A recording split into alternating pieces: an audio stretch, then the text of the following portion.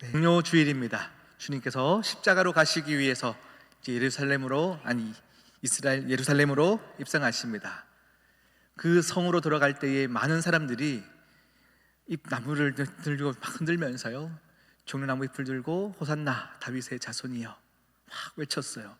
그들의 외침과 찬송은 정말 주님의 죽음을 묵상하며 외쳤던 외침은 아니었습니다. 그들의 외침은 실제로 주님께서 로마의 속국이었던 우리를 구원하실 메시아로 생각했습니다. 능력의 종, 능력의 주로 그들은 생각하고 막 나뭇가지를 들고 흔들었던 것입니다. 오늘 그러한 종료 주일에 우리가 세 가지를 함께 묵상하면서 이 고난 주간을 보내기를 원합니다. 우리 첫 번째는요, 여러분 꼭 기억하십시오. 좋아하는 것이 바뀌어야 합니다. 함께 보겠습니다. 좋아하는 것이 바뀌어야 합니다. 네, 첫 번째 우리가 묵상해야 될 내용입니다.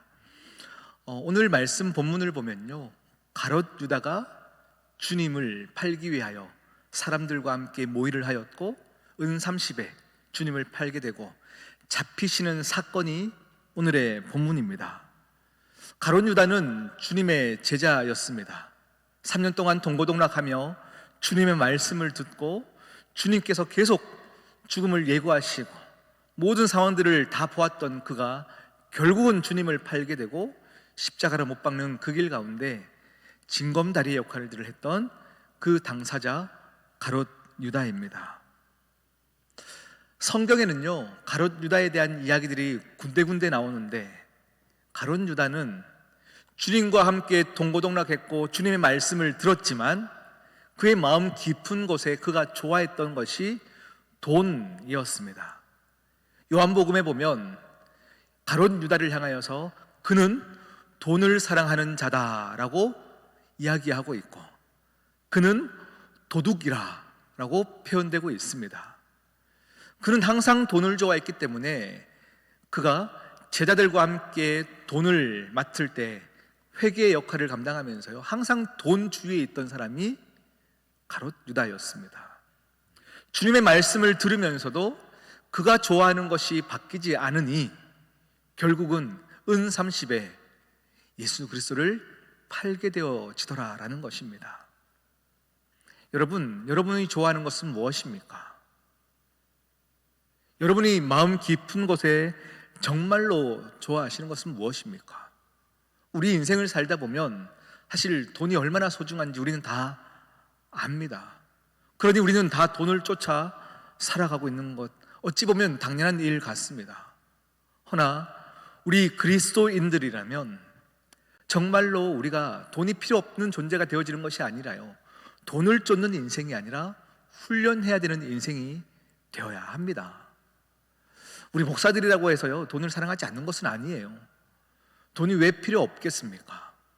그런데 우리 젊은 교역자들도요, 이 부분에서 우리가 시험 들지 않기 위해서 정말로 하나님 앞에서 싸워나가야 되는 부분들이 우리의 몫인 거예요.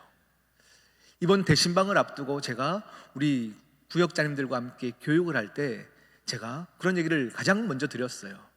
대신방을 하면 우리 교회에다가 헌금하는 부분들은 이렇게 자율적으로 하시되 절대 교역자들에게 책을 사십시오, 식사하십시오 하고 봉투를 준비하는 것은 절대 하지 마십시오 얘기를 드렸어요. 왜냐하면 이 부분에서 넘어지기 시작하면 그때부터 우리가 바로 설 수가 없는 것을 너무 잘 알기 때문이에요. 그런데요, 어떤 가정에 가면요, 그럼에도 불구하고 이렇게 저희들에게 몰래 이렇게 봉투를 주시는 은퇴하신 권사님들이 계세요. 안 돼요, 목사님, 이건 꼭 받으셔야 돼요. 꼭 받으셔서 가족들하고 식사하셔야 돼요 하고 주시는 분들이 있습니다.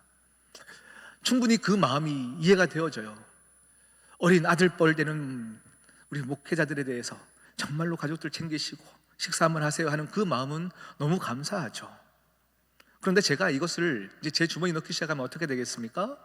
다음부터는 자꾸 기대하는 마음이 생길 수밖에 없는 게 우리 모든 인간의 본심인 거예요. 이 마음을 저도 훈련해야 되는 거거든요. 그래서 저는 그렇게 저에게 주시는 분들이 계시면 우리 교육자가 항상 점심을 먹을 때 되면요, 우리가 회비를 내서 점심을 먹거든요. 그럼 교육자 회비로 이렇게 전달을 드리는 거예요. 우리 이걸로 같이 점심 먹자. 점심 먹자. 왜요? 저도 이것을 훈련하는 중이에요. 제 마음에도 돈을 사랑하는 마음, 다른 것을 내 안에서 사랑하는 마음이 왜 없겠습니까? 이것을 우리는 모두가 훈련해 나가야 되는 것입니다. 할렐루야. 여러분 안에 좋아하는 것은 무엇입니까? 여러분 안에 좋아하는 것이 무엇입니까?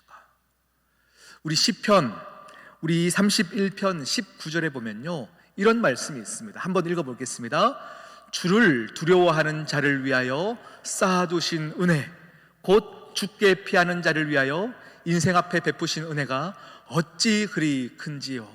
아멘. 어제 대신방 할 때 어느 한 가정에 제가 은혜로 드린 말씀이에요. 근데 제가 이 말씀을 준비하면서요, 이거는 고난주간을 보내는 우리 모두에게 필요한 말씀이다 싶은 거예요. 여러분이 좋아하는 것에는요, 우리가 그 좋아하는 것을 얻기 위해서 또 그 좋아하는 것을 두려워하게 돼요. 돈을 사랑하는 사람들은요, 돈에 절절 매는 거예요. 돈이 두려워지는 건 거죠. 우리 정치를 봐도 그렇습니다. 대통령을 두려워하는 것은 야당 의원들은 아니에요. 여당 의원들이 두렵습니다. 왜요? 상관이 있기 때문이죠. 여러분이 하나님과 상관이 있는 자이십니까?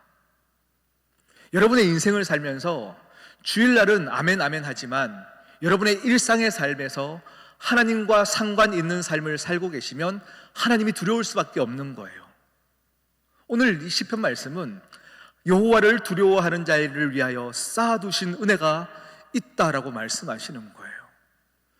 하나님과 상관 있는 자들, 내 모든 삶의 지경에서 하나님을 의식하고 하나님을 두려워하는 자, 하나님을 두려워하는 자, 그러한 자들에게 하나님이 복 주신다라는 약속의 말씀입니다. 여러분은 무엇이 두렵습니까? 인간 관계에 쩔쩔매고 돈에 쩔쩔매며 믿지 않는 사람들과 다른 바 없는 살아가는 우리의 인생 가운데 이 고난주간을 보내는 이 한 주간 내가 좋아하던 것이 무엇이었나? 여러분 꼭 돌아보시기를 축복합니다. 오늘 말씀에 보면요, 우리 49절 말씀을 한번 읽어볼까요? 49절입니다. 함께 읽겠습니다. 곧 예수께 나와 랍비여 안녕하시옵니까 하고 입을 맞추니, 가룟 유다가 주님께와 입을 맞춥니다. 지금 이 상황이 어찌 한 절만 보면요, 굉장히 아름다운 것처럼 보여. 여호와를 경외하는 자 같아요. 예수님께 존경의 뜻으로 입을 맞추는 듯 보입니다. 그러나 그는 그 위의 말씀을 읽어보면요, 많은 돈을 받고 군중들과 함께 주님께 나아갈 때에 이 겟세마네 동산, 이 산 위에 전기가 있었겠습니까? 불이 없습니다. 깜깜할 때에 군중들이 볼 때는 누가 예수님인지 모를 때에 내가 입을 맞추는 자가 그이니 그를 잡아라, 신호를 주는 것이죠. 그렇게 예수님을 속이며 입을 맞춥니다. 예수님과 함께 했던 제자들을 속이며 아주 자연스럽게 입을 맞춥니다. 그의 행동은 꽤나 자연스러웠습니다. 그런데 여러분, 주님을 속일 수 없습니다. 네가 할 것을 행하라. 주님은 알고 계십니다. 요즘 우리 4월 달에 있을 우리 청년 커플의 결혼식을 준비하면서요, 우리 교회에서 지금 많은 조화들을 사와서 꽃장식을 지금 열심히 만들고 있어요. 동대문 시장 가서 꽃을 대량으로 사와서 지금 만들고 있는데요, 얼마나 조화가 이쁜지 생화보다 더 이쁘게 나와요. 생화보다 더 생화처럼 조화들이 만들어지고 있어요. 이걸 한참 보다가요, 진짜 꽃집을 지나가는데 진짜 생화를 보는데요, 너무 이쁜 조화를 보다가 생화를 보니까 생화가 안 이쁜 거예요. 안 이뻐 보여요. 너무 진짜 같은 가짜가 많이 있어요. 여러분의 삶을 한번 돌아보십시오. 신앙의 생활 가운데, 또 직분의 자리 가운데, 교회 봉사 자리 가운데 우리는 화려하게 내 신앙이 얼마나 잘 좋은 양 마음껏 살아내지만, 우리는 그럴싸하게 주님 앞에 입 맞추고 주님 라삐 내가 왔습니다라고 얘기하지만, 여러분의 그 모습은 주님을 파는 자 가운데 서 있습니까? 주님을 경외하고 주님을 두려워하는 자리 가운데 서 있습니까? 이 고난지간 가운데 여러분이 좋아하는 것이 실제로 바뀌는 역사가 있기를 소망합니다. 할렐루야. 오늘 두 번째는요, 한번 또 기억해 주십시오. 말씀을 이루기 위해 내 힘을 빼야 합니다. 말씀을 이루기 위해 내 힘을 빼야 합니다. 함께 해보겠습니다. 시작. 말씀을 이루기 위해 내 힘을 빼야 합니다. 첫 번째는 뭐였다고요? 좋아하는 것이 바뀌어야 합니다. 오늘 계속 반복할 거예요. 딱 각인이 돼야 삶에서 여러분이 진짜 이것을 기억하고 살 수 있어요. 첫 번째는 좋아하는 것이 바뀌어야 합니다. 두 번째는 말씀을 이루기 위해 내 힘을 빼야 합니다. 오늘 말씀을 제가 묵상하는데요, 참 재미난 사건들이 계속 연달아 이어지고 있어요. 역설의 역설입니다. 오늘 말씀을 보는데요, 이 주님의 체포 사건 가운데는 역설로 가득하여 있습니다.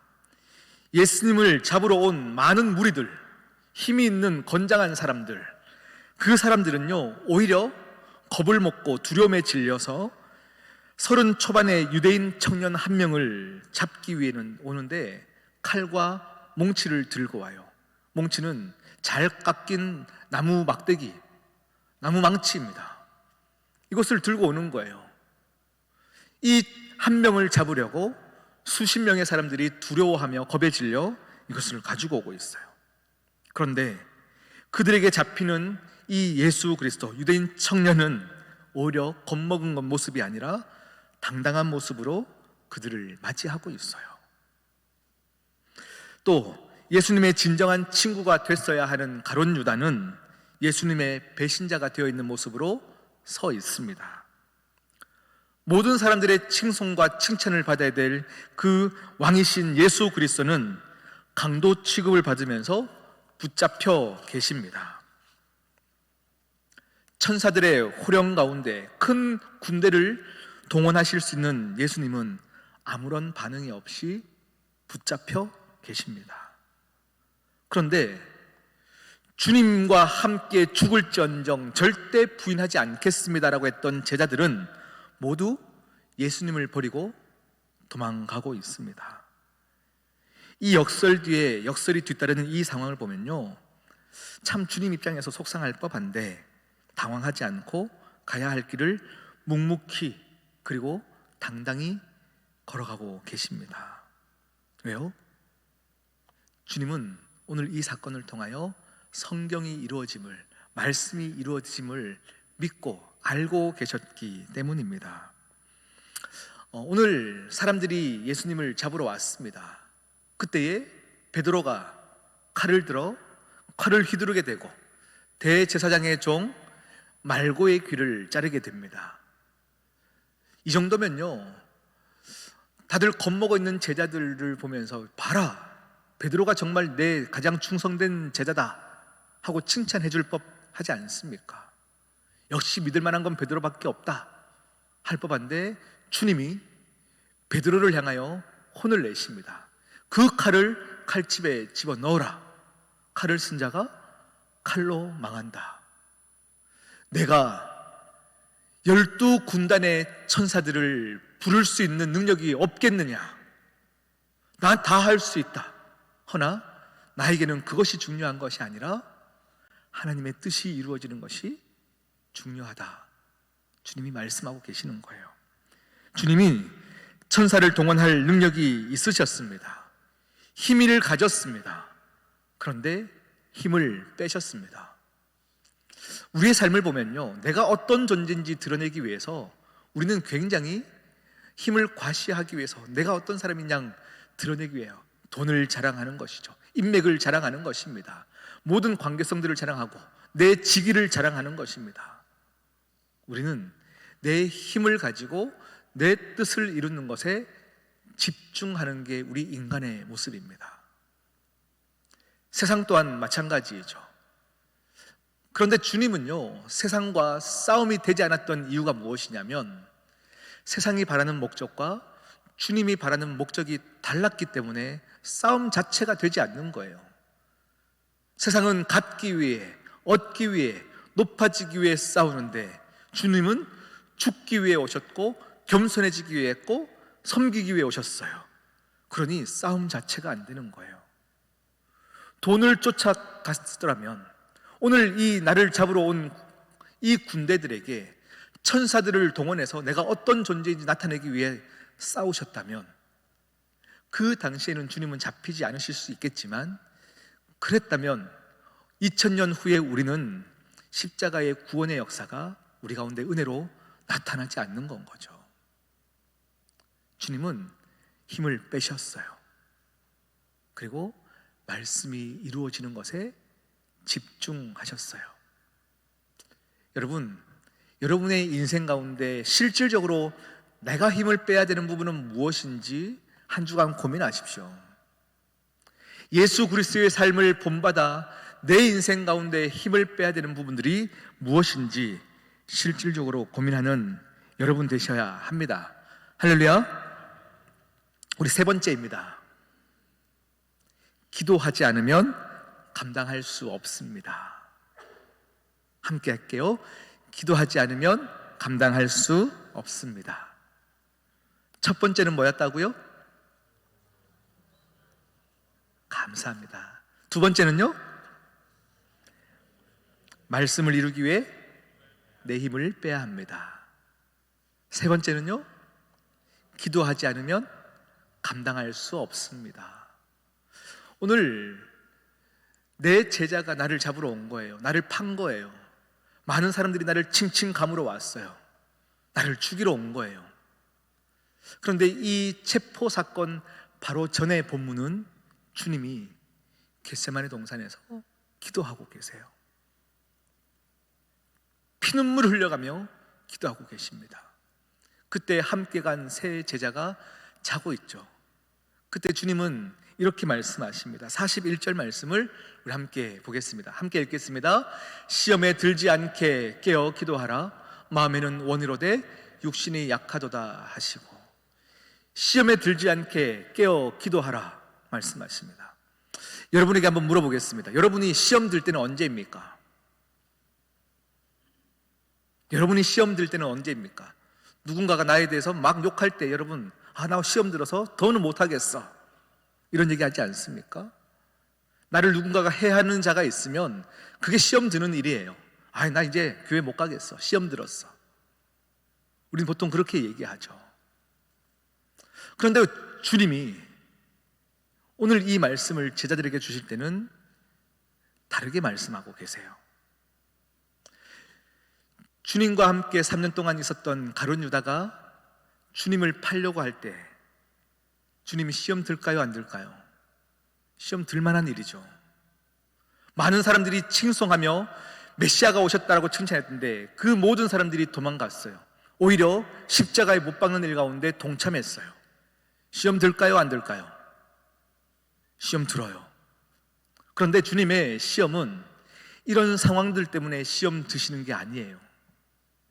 이런 상황들 때문에 내가 하나님의 사명을 감당하지 못하는 것이 내게 시험이다라고 말씀하시는 거예요.